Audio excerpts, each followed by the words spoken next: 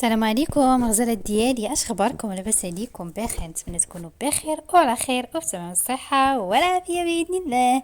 اليوم نهار جديد، غادي نشارك معاكم واحد الماسك طبيعي للبشره كيعاون على النضاره والصفاء ديال الوجه. خليكم معايا باش نشوفوا المقادير وطريقه التحضير. استعملت السكر الاشقر، الا ما كانش ممكن انكم تعوضوه بالسكر سنيده العادي. كيعاوننا على التقشير ديال البشره. اوراق السدر مطحونين اللي كتعطينا نعومه للبشره، كذلك الشوفان مطحون اللي كيهدن لنا البشره خصوصا كانت البشره حساسه وكتهيج. القهوه سريعه الذوبان او القهوه العاديه اللي كان عندكم. القهوة المعروفة كتعطينا حتى هي نضارة وإشراقة. الخرقوم البلدي اللي كيحافظ لنا على توحيد اللون، وعرق السوس المكون السحري المعروف بتفتيح البشرة.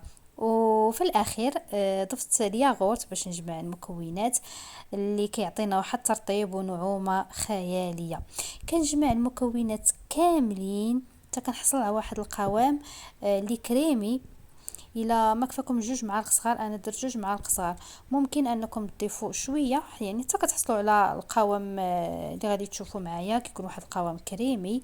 كنطبق الماسك ديالي على بشره نقيه، ضروري ان البشره تكون نقيه.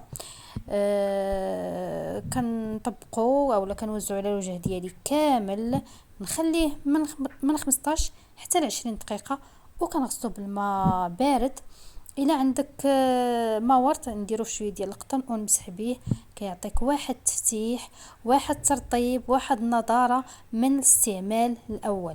جربيه وردي عليا خبر. الى بقى لك الخليط ممكن انك تحتفظي به في بواطه اللي كتسد مزيان، واحتفظي به في الثلاجه، في الباب ديال الثلاجه غيبقى معك حتى الاسبوع. ديريه نهار ونهار لا، وراه اكيد من الاستعمال الاول غادي تبان لك النتيجه. نتمنى ان الفيديو ديال اليوم يكون عجبك، وما تنسينيش من اللايك، من التعليق والاشتراك الا مازال ما مشتركاش، وركي على داك الجرس الصغير باش اي جديد يوصلك. هنا نكون وصلنا لنهاية الفيديو. خليو ديما وقت صغير لراسكم واهتموا به، حيت راسكم وصحتكم هي راس مالكم. نشوفكم في فيديو قادم بإذن الله. مع السلامة.